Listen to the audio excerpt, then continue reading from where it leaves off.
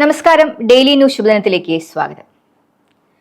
കെടാവിളക്കുകൾ കയ്യിൽ കരുതേണ്ടതിന്റെ ആവശ്യകത എന്താണ്? ഇന്നത്തെ ശുഭദിന ചിന്തയിലേക്ക്. ഡെയിലി ന്യൂസ് ശുഭദിനം നിങ്ങൾക്കായി അവതരിപ്പിക്കുന്നത് അമൃത്വേണി ഹെയർ എലിക്സിയർ. അവർ രണ്ടുപേരും കൂടി അടുത്തുള്ള ഗ്രാമത്തിലേക്ക് പോവുകയാണ്. രാത്രി യാത്രയുള്ളതിനാൽ മകൻ കയ്യിൽ ഒരു വിളക്ക് കൂടി കരുതിയിട്ടുണ്ട്. നേരം സന്ധ്യയായി. അയാൾ മകനോട് വിളക്ക് തെളിയിക്കാൻ ആവശ്യപ്പെട്ടു. കുറച്ചുകൂടി നേരം ഇരുട്ടിയിട്ടാകാം എന്നായി മകൻ. യാത്രക്കിടയിൽ ഒരു കുഴിയിൽ കാൽ വഴുതി അവൻ വീഴാൻ പോയി. അയാൾ മകനെ കൊണ്ട് നിർബന്ധിപ്പിച്ച് വിളക്ക് തെളിയിപ്പിച്ചു.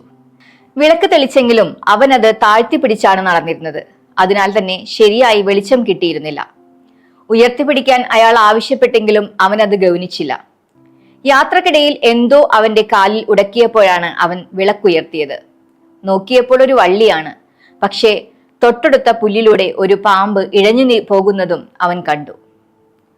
പിന്നീടുള്ള യാത്രയിൽ അവൻ ആ വിളക്ക് ഉയർത്തിപ്പിടിച്ചു തന്നെ നടന്നു. ഉയരങ്ങളിൽ നിൽക്കേണ്ടവയെ ഉയർത്തി തന്നെ പിടിക്കണം. അതിപ്പോൾ വിളക്കായാലും മൂല്യങ്ങളായാലും.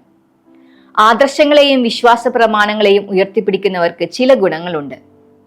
മുന്നോട്ടുള്ള വഴികൾ അവയുടെ വെളിച്ചത്തിൽ വിലയിരുത്താനാകും. ഇടയ്ക്ക് ഇരുട്ട് കടന്നു വന്നാലും അവർ പതറുകയില്ല. കാരണം വെളിച്ചം അവരുടെ ഉള്ളിൽ തന്നെയുണ്ട്.